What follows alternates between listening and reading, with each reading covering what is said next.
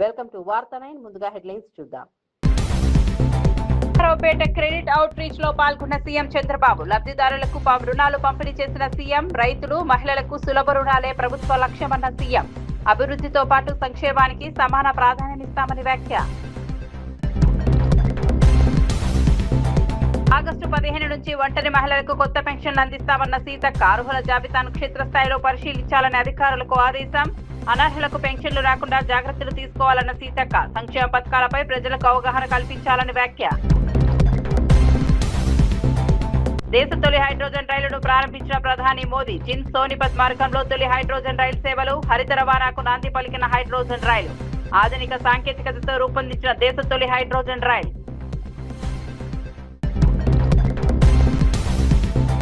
స్థానిక ఎన్నికల్లో బలాబలాల ఆధారంగా జనసేన పోటీ ఉంటుందన్న నాదెండ్ల. 17% సీట్ల ప్రచారాన్ని ఖండించిన మంత్రి నాదెండ్ల మనోహర్. స్థానిక ఎన్నికలకు సార్వత్రిక ఎన్నికల ఫార్ములా వర్తించదని వ్యాఖ్య. కూటమి సమన్వయంతో అభ్యర్థుల ఎంపిక ఉంటుందని వ్యాఖ్య. మహిళా రిజర్వేషన్లు వెంటనే అమలు చేయాలన్న రామచంద్రరావు. మహిళా రిజర్వేషన్లపై సుప్రీంకోర్టు విచారణను స్వాగతించిన బీజేపీ. మహిళల రాజకీయ ప్రాతినిధ్యం పెంచాలని వ్యాఖ్య. మహిళా సాధికారికతకు రిజర్వేషన్లు కీలకమని వ్యాఖ్య. పల్నాడు జిల్లా నర్సరావుపేటలో నిర్వహించిన క్రెడిట్ అవుట్ రీచ్ కార్యక్రమంలో ముఖ్యమంత్రి నారా చంద్రబాబు నాయుడు పాల్గొన్నారు. లబ్ధిదారులకు రుణాలు పంపిణీ చేసి మాట్లాడిన సీఎం, రాష్ట్ర అభివృద్ధికి బ్యాంకింగ్ రంగం కీలక భాగస్వామిగా నిలుస్తోందన్నారు. రైతులు, మహిళలు, యువ పారిశ్రామికవేత్తలకు సులభంగా రుణాలు అందేలా ప్రభుత్వం చర్యలు తీసుకుంటోందని తెలిపారు. పెట్టుబడులు, ఉపాధి అవకాశాలు పెరిగేలా కేంద్రంతో కలిసి పనిచేస్తున్నామని పేర్కొన్నారు. ప్రజల ఆర్థిక స్థితిగతులు మెరుగుపడేలా సంక్షేమంతో పాటు అభివృద్ధికి సమాన ప్రాధాన్యం ఇస్తున్నామని సీఎం చంద్రబాబు స్పష్టం చేశారు. పల్నాడు పౌరుషం నా జీవితంలో ఎప్పుడూ మరిచిపోలేను. ఇప్పుడు అలాంటి పల్నాడు పౌరుషానికి ఈరోజు ఒక శక్తివంతమైన ఆయుధం ఇస్తున్నాం. అదే మీరందరూ కూడా పారిశ్రామికవేత్తలు కావాలి, దానికి పల్నాడు చిరునామాగా ఉండాలని ఈరోజు ఈ కార్యక్రమానికి శ్రీకారం చుట్టాం. సహచార మంత్రివర్గ సభ్యులు పయ్యావుల కేశవ్ గారు, దీనికంటే ముందు మీరందరూ కూడా గట్టిగా చెప్పాలి, భారత్ మాతాకి అంటే జై అని గట్టిగా చెప్పాలి. భారత్ మాతాకి ఇంకా గట్టిగా ఆ స్ఫూర్తి రావాలి. ఇంత మంచి కార్యక్రమంలో మీలో ఉత్సాహం రావాలి. పక్కన ఎవరు నిద్రపోతా ఉంటారు, నిద్ర కూడా పోవాలి. భారత్ మాతాకి, భారత్ మాతాకి, భారత్ మాతాకి. సహచర మంత్రివర్గ సభ్యులు కేశవ్ గారు, భాష్యం రామకృష్ణ గారు, స్థానిక శాసనసభ్యులు కృష్ణదేవరాయలు, చదలవాడ అరవింద బాబు గారు, ఈరోజు వేదిక పైన బ్యాంకర్స్ అందరికీ, అదేవిధంగా గౌరవ శాసనసభ్యులకి, వాళ్ళందరికీ మరొక్కసారి మనస్ఫూర్తిగా అభినందనలు, శుభాభినందనల. జీవన ప్రమాణాలు పెంచాలి, అప్పుడే సమాజం సమగ్రంగా అభివృద్ధి చెందుతుంది. ఈరోజు క్రెడిట్ అవుట్ రీచ్ కార్యక్రమాన్ని నిర్వహిస్తున్నటువంటి డిపార్ట్మెంట్ ఆఫ్ ఫైనాన్షియల్ సర్వీసెస్ ని, ఎస్ఎల్బిసి, అదే మరి వివిధ బ్యాంకులన్నీ కూడా ముందుకు వచ్చారు, ఎండీలు ఉన్నారు.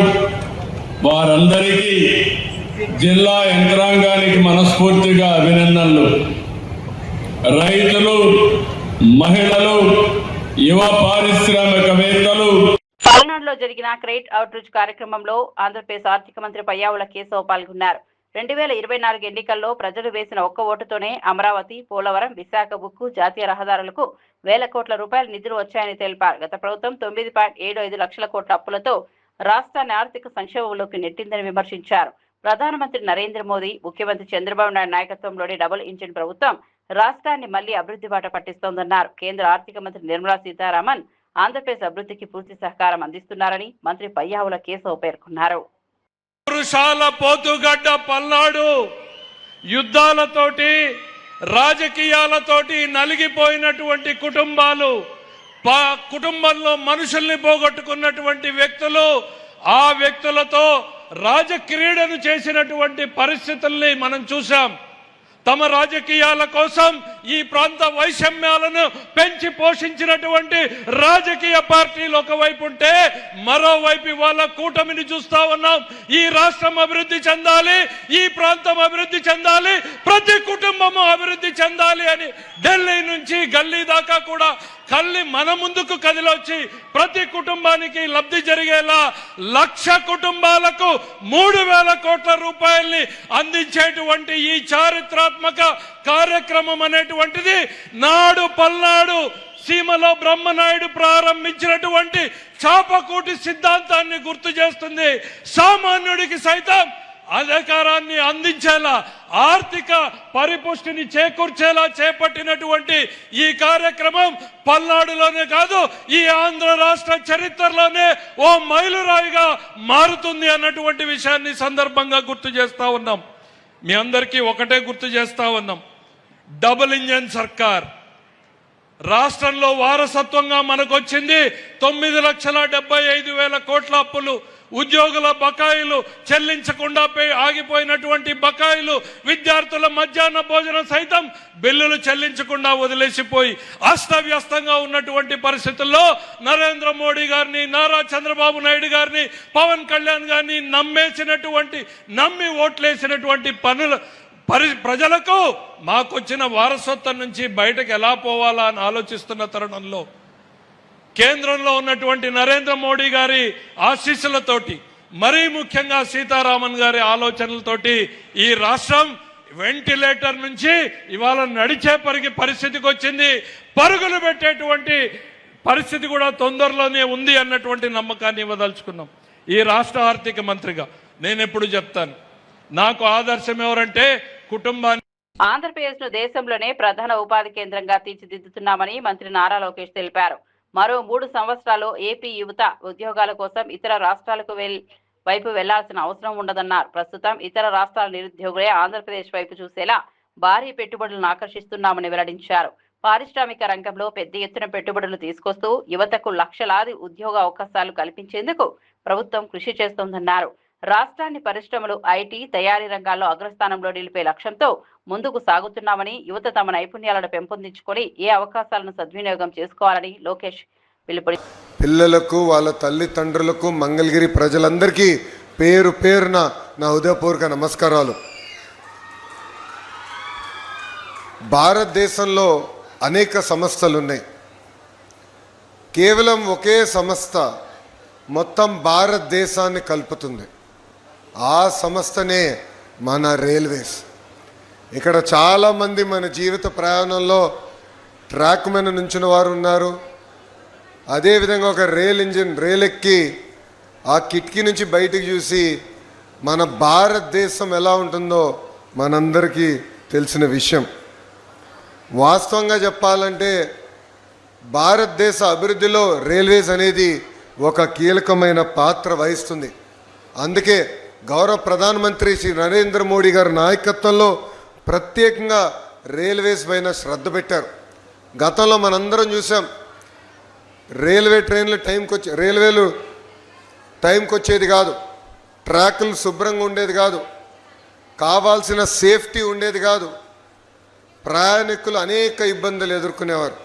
అలాంటిది గౌరవ ప్రధానమంత్రి నరేంద్ర మోడీ గారు ముందు చూపుతో ఈరోజు మనం ఒక్కసారి చూస్తే ఎప్పుడు లేని విధంగా వందే భారత్ కానివ్వండి, బుల్లెట్ ట్రైన్లు కానివ్వండి, కవచ్ సేఫ్టీ టెక్నాలజీ కానివ్వండి, 100% ఎలక్ట్రిఫికేషన్ కానివ్వండి, ఏకంగా మోడర్న్ ఫ్రేట్ కారిడార్స్ కూడా ఈరోజు మనం అభివృద్ధి చేసుకుంటాం జరిగింది.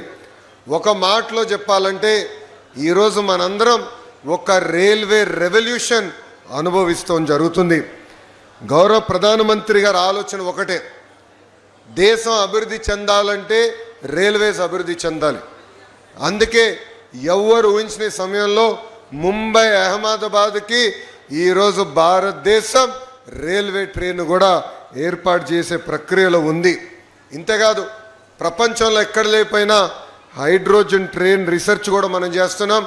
అది గ్రీన్ మొబిలిటీకి, సస్టైనబిలిటీకి మనం పునాది వేసుకోబోతున్నాం. ఈరోజు Kavach automatic train protection system కూడా వచ్చింది. అంటే రైల్వేస్ ఎప్పుడు లేని విధంగా సేఫ్టీ పెరిగింది. వేలాది కిలోమీటర్లు కొత్త రైల్వే లైన్లు వేస్తున్నారు. ఉన్న రైల్వే లైన్లు కూడా మోడర్నైజ్ చేస్తున్నారు. దానివల్ల కనెక్టివిటీ పెరుగుతుంది. మేడం గారు డ్యాష్ పడినప్పుడు ఒకటే చెప్పాను, ఆంధ్రప్రదేశ్ స్థానిక సంస్థల ఎన్నికల్లో జనసేన కేవలం 15% సీట్లలోనే పోటీ చేస్తుందనే ప్రచారాన్ని మంత్రి నాదెండ్ల మనోహర్ ఖండించారు. సార్వత్రిక ఎన్నికల్లో ఓట్లు చేరకుండా ఉండాలనే ఉద్దేశంతోనే పవన్ కళ్యాణ్ సీట్ల విషయంలో తగ్గారని, అయితే ఆ ఫార్ములా స్థానిక ఎన్నికలకు వర్తించదని స్పష్టం చేశారు. స్థానిక ఎన్నికల్లో టీడీపీ, జనసేన, బీజేపీ పార్టీలు తమ తమ బలబలాలను బట్టి పోటీ చేస్తాయని వెల్లడించారు. కూటమి భాగస్వామ్య పక్షాల మధ్య సమన్వయంతో నిర్ణయాలు తీసుకుంటామని, స్థానిక పరిస్థితులను దృష్టిలో పెట్టుకుని అభ్యర్థులను నిలబెడతామని మంత్రి తెలిపారు. పోటీ చేసే అవకాశం ప్రతి ఒక్కరికి ఈ సందర్భంలో కల్పించలేకపోతామేమో, కానీ రాబోయే రోజుల్లో పార్టీని బలోపేతం చేసుకుంటూ ముందుకెళ్దాం. 2024లో జరిగిన ఎన్నికలు మాత్రం ఓటు చిల్లనివ్వం అనే మాట ఆయన ఇచ్చినందుకు దాన్ని గౌరవించుకుంటూ ఎక్కడ కూడా పొరపాటు లేకుండా ఆయన నిలబడ్డారు. సో కూటమిలో మేము 4 అడుగులు వెనకేసినా కూడా అది కూటమిలు బలపరచడానికి ఎన్డీఏ భాగస్వాములుగా మేము ఒక బాధ్యతతోటి ముందుకెళ్ళాం తప్ప అది ఈ రోజున కూడా స్థానిక సంస్థల్లో అదే రీతిలో ముందుకెళ్తున్నాను కూడా అది పొరపాటు.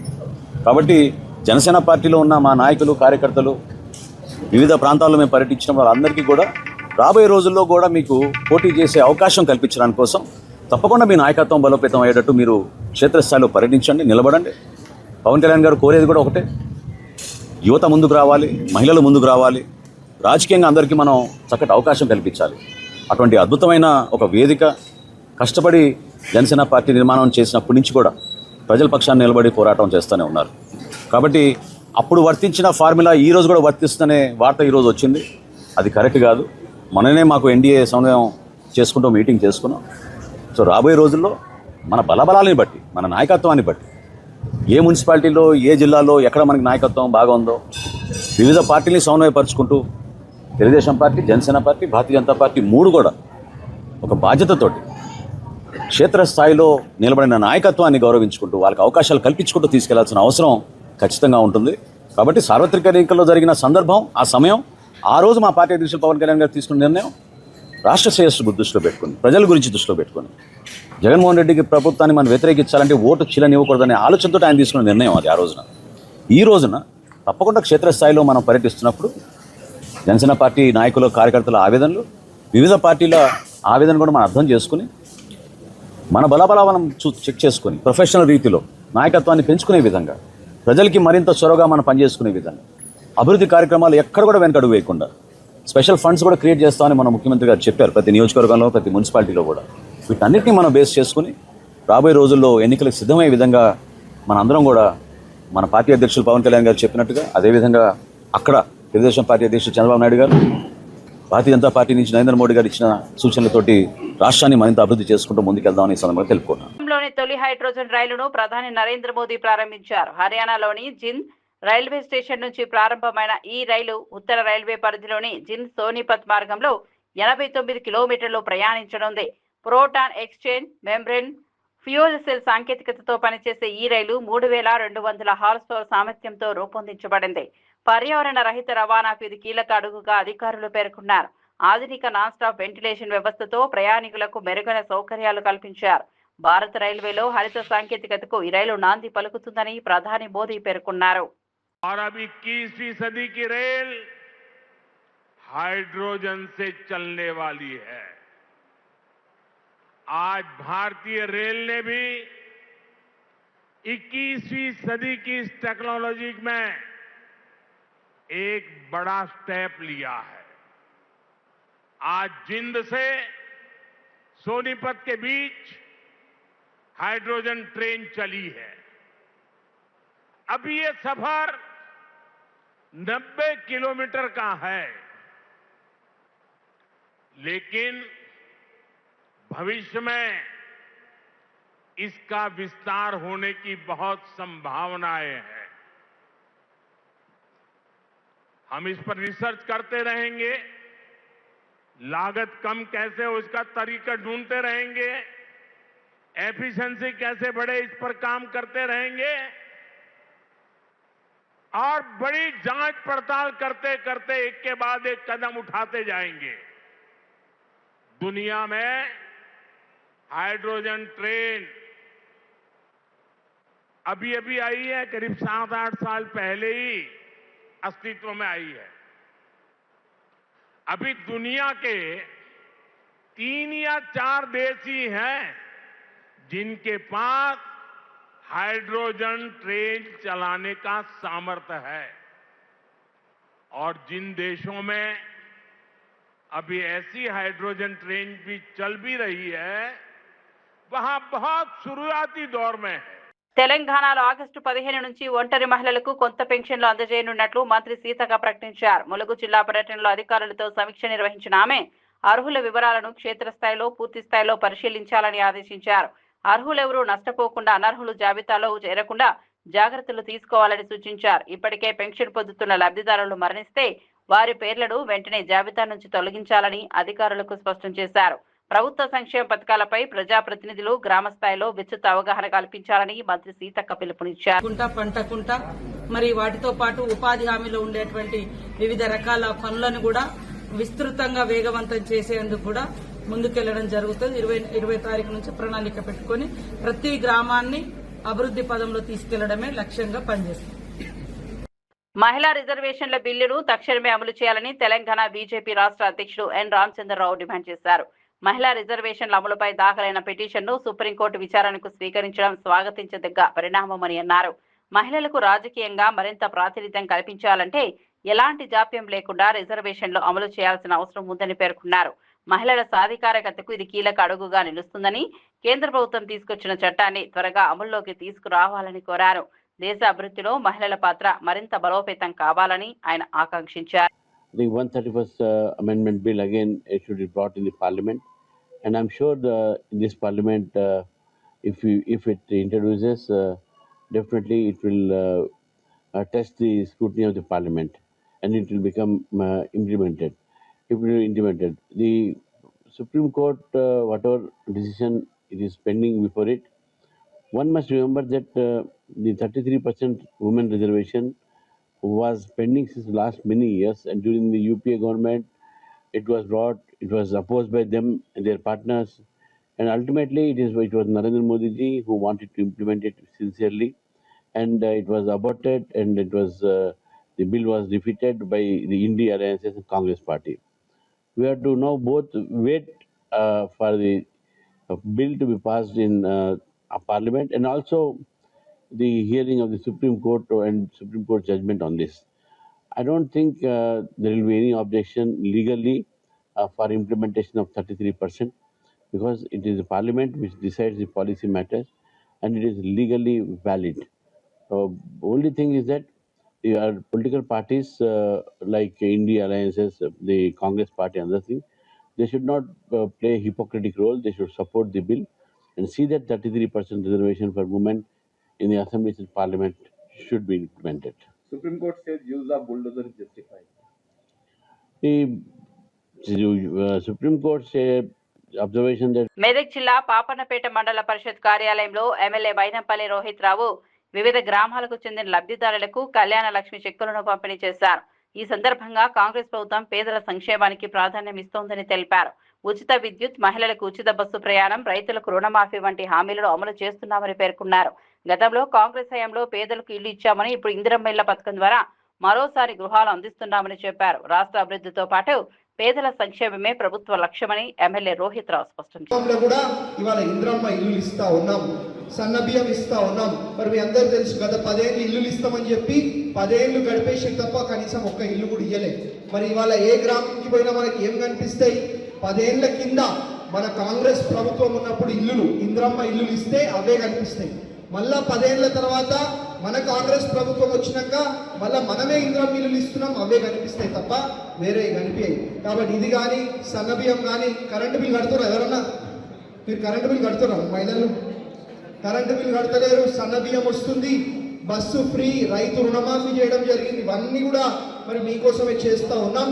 కాబట్టి బ్రహ్మాండంగా అభివృద్ధి, సేవా, సంక్షేమ కార్యక్రమాలు చేపట్టుకుంటూ మరి అన్ని రంగాలలో కూడా పాపన్నపేట మండలిని కానివ్వండి, మెదక్ని కానివ్వండి ముందుంచే విధంగా పనిచేస్తామని చెప్పి మీ అందరు కూడా ఇంకొకసారి ఈ అవకాశం ఇచ్చినందుకు పేరు పేరున మనస్ఫూర్తిగా హృదయపూర్వకంగా ధన్యవాదాలు, అభినందన తెలియజేసుకుంటూ ముగిస్తా ఉన్నాను. జై కాంగ్రెస్. రంగారెడ్డి జిల్లా శంషాబాద్ మండలం బహదూర్గూడలో బుల్లెట్ ట్రైన్ ప్రాజెక్టు కోసం భూములు కోల్పోతున్న రైతులకు కాంగ్రెస్ పార్టీ అండగా ఉంటుందని సీనియర్ నేత జల్పల్లి నరేందర్ హామీ ఇచ్చారు. దళారుల మాటలు నమ్మి రైతులు ఆందోళన చెందవద్దని సూచించారు.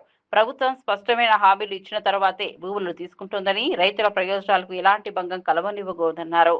భూములు కోల్పోయే వారికి 500 గజాల స్థలం ఇవ్వనున్నట్లు ప్రభుత్వం ప్రకటించిందని, దానిని 1000 గజాలకు పెంచే అంశాన్ని ప్రభుత్వ దృష్టికి తీసుకెళ్తామని తెలిపారు.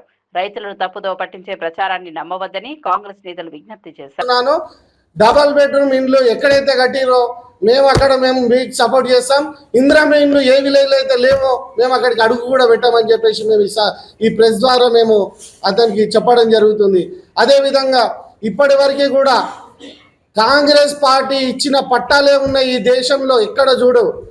ఇప్పటి వరకు ఏ బీజేపీ ప్రభుత్వం కానీ, ఏ బీఆర్ఎస్ ప్రభుత్వం కానీ, ఇతర ఏ పార్టీలైనా సరే ఇప్పటిదాకా ఒక్కరికి కూడా గవర్నమెంట్ ల్యాండ్ పట్టాలు ఇచ్చిన దాఖలాలు లేవని ఒకసారి ప్రెస్ ద్వారా అందరికీ కూడా తెలియజేస్తున్నాను.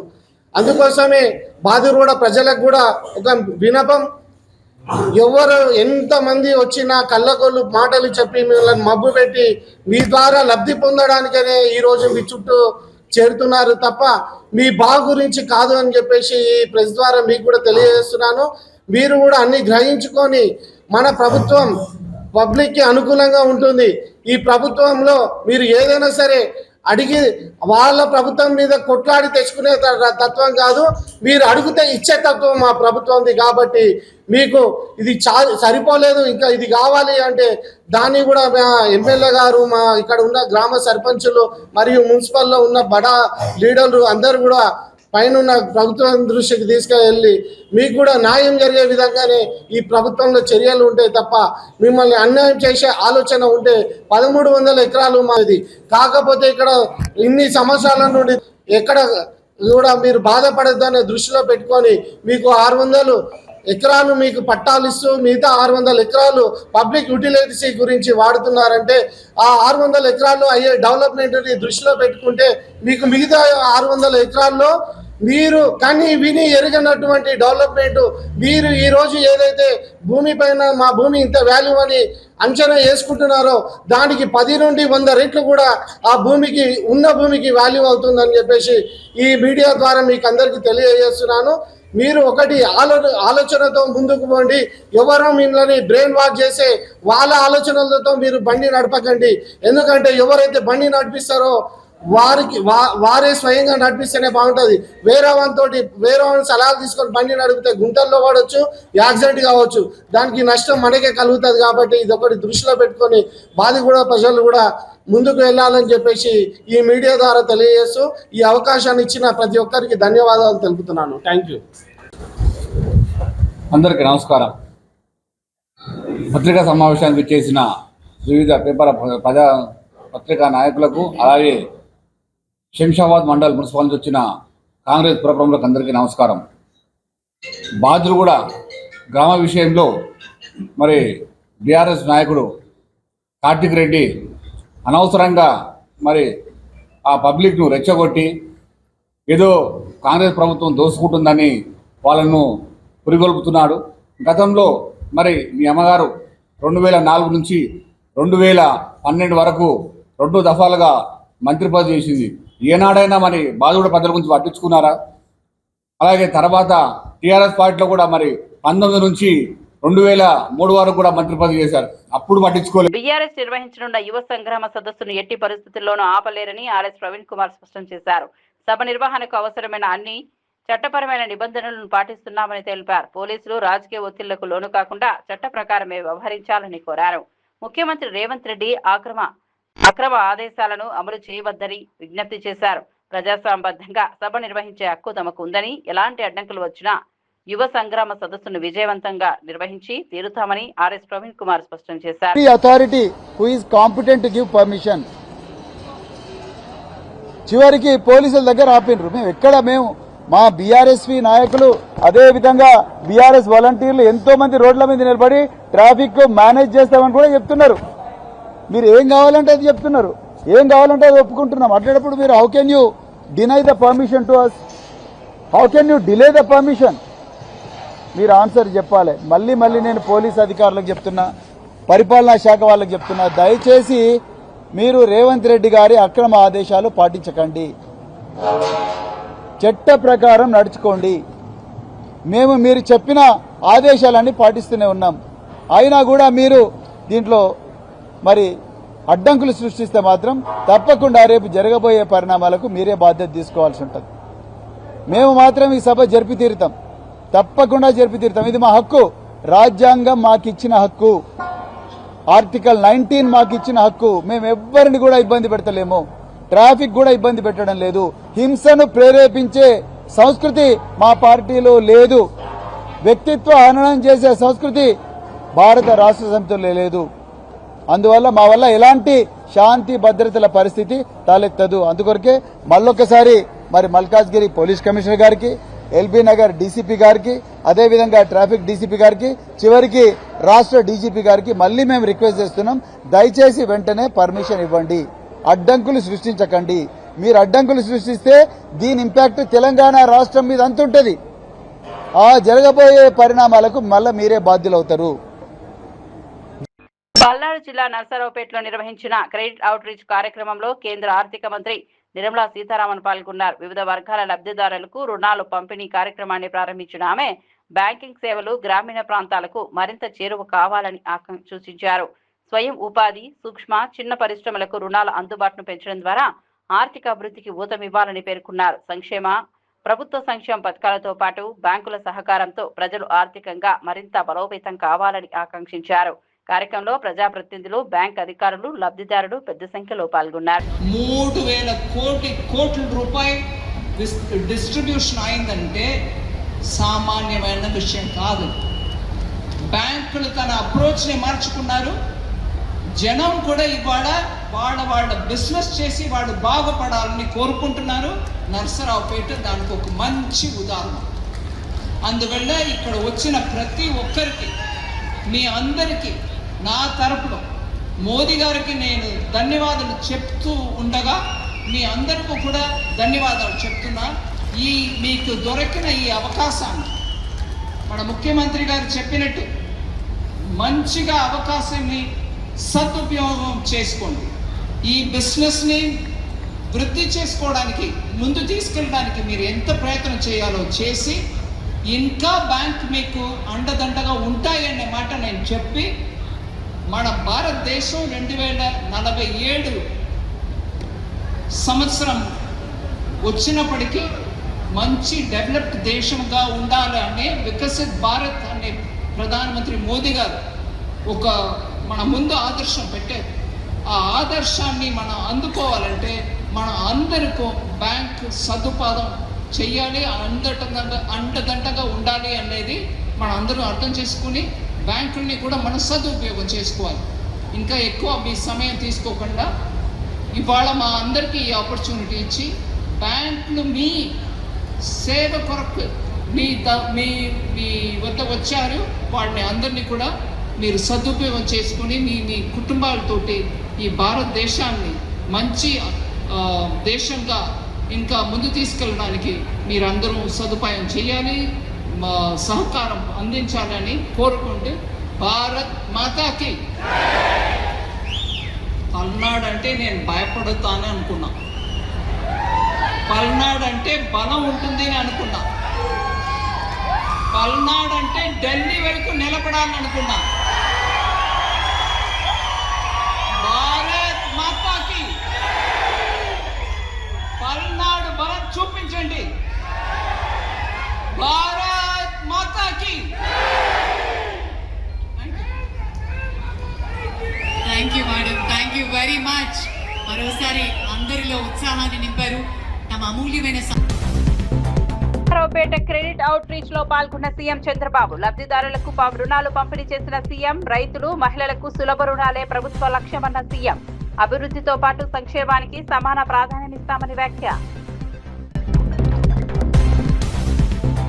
ఆగస్టు 15 నుంచి ఒంటరి మహిళలకు కొత్త పెన్షన్లు అందిస్తామన్న సీతక్క. అర్హుల జాబితాను క్షేత్రస్థాయిలో పరిశీలించాలని అధికారులకు ఆదేశం. అనర్హులకు పెన్షన్లు రాకుండా జాగ్రత్తలు తీసుకోవాలన్న సీతక్క. సంక్షేమ పథకాలపై ప్రజలకు అవగాహన కల్పించాలని వ్యాఖ్య. దేశ తొలి హైడ్రోజన్ రైలును ప్రారంభించిన ప్రధాని మోదీ. జిన్ సోనిపత్ మార్గంలో తొలి హైడ్రోజన్ రైలు సేవలు. హరిత రవాణాకు నాంది పలికిన హైడ్రోజన్ రైలు. ఆధునిక సాంకేతికతతో రూపొందించిన దేశ తొలి హైడ్రోజన్ రైలు. స్థానిక ఎన్నికల్లో బలాబలాల ఆధారంగా జనసేన పోటీ ఉంటుందన్న నాదెండ్ల. 17% సీట్ల ప్రచారాన్ని ఖండించిన మంత్రి నాదెండ్ల మనోహర్. స్థానిక ఎన్నికలకు సార్వత్రిక ఎన్నికల ఫార్ములా వర్తించదని వ్యాఖ్య. కూటమి సమన్వయంతో అభ్యర్థుల ఎంపిక ఉంటుందని వ్యాఖ్య. మహిళా రిజర్వేషన్లు వెంటనే అమలు చేయాలన్న రామచంద్రరావు. మహిళా రిజర్వేషన్లపై సుప్రీంకోర్టు విచారణను స్వాగతించిన బీజేపీ. మహిళల రాజకీయ ప్రాతినిధ్యం పెంచాలని వ్యాఖ్య. మహిళా సాధికారతకు రిజర్వేషన్లు కీలకమని వ్యాఖ్య.